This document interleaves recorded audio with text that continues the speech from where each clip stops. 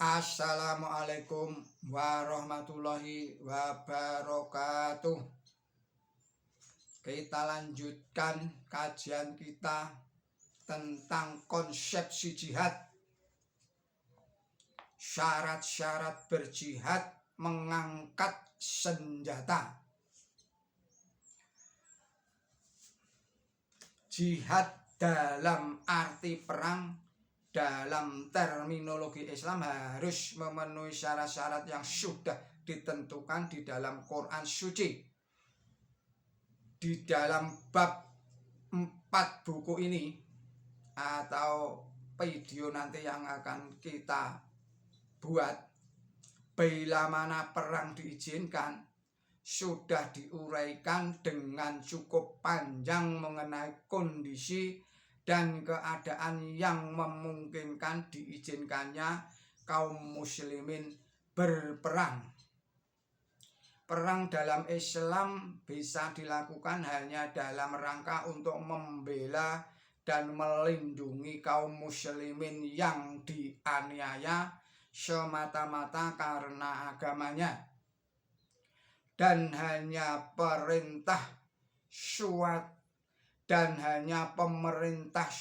negeri atau pimpinan masyarakat tertentu yang dapat memanggil umat Islam untuk terlibat di dalam perkara jihad semacam itu.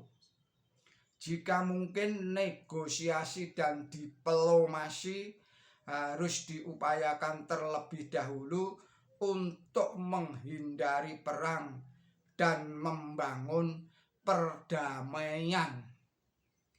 Di dalam peperangan, perintah yang nyata jelas dari Rasulullah Muhammad SAW harus diikuti. Rasulullah Muhammad SAW secara tegas melarang pasukannya membunuh orang yang tidak terlibat di dalam perang dan orang-orang yang tidak berdaya di antara kelompok musuh seperti wanita, anak-anak lanjut usia, bahkan orang yang hanya bekerja sebagai buruh bagi tentara musuh sekalipun. Teladan Rasulullah juga harus diikuti adalah ketika beliau memperlakukan tawanan perang dengan manusiawi, bahkan akhirnya dibebaskan untuk bergabung kembali dengan kelompok musuh. Quran suci di dalam surat Muhammad, yaitu surat 47 ayatnya 4, Allah berfirman, Bismillahirrahmanirrahim. Kemudian apabila kamu telah mengalahkan mereka, jadikanlah mereka tawanan, dan sesudah itu bebaskanlah mereka sebagai karunia atau karena tebusan sampai perang meletakkan bebannya atau berhenti.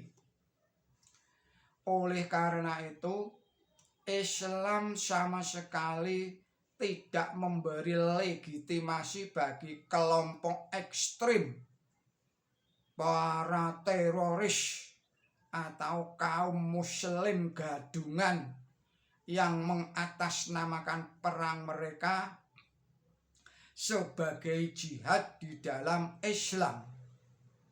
Jihad yang mereka selenggarakan dengan cara melakukan serangkaian tindakan kekerasan di tengah masyarakat, meneror publik, menculik dan menahan orang sebagai sandera dan sejenisnya adalah tindakan yang mencemari apa yang sejatinya diajarkan oleh Quran suci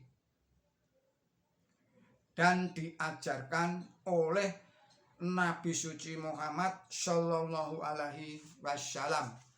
Demikian kajian dari Dr. Yahid Ajis billahi taufik wal hidayah. Wassalamualaikum warahmatullahi wabarakatuh.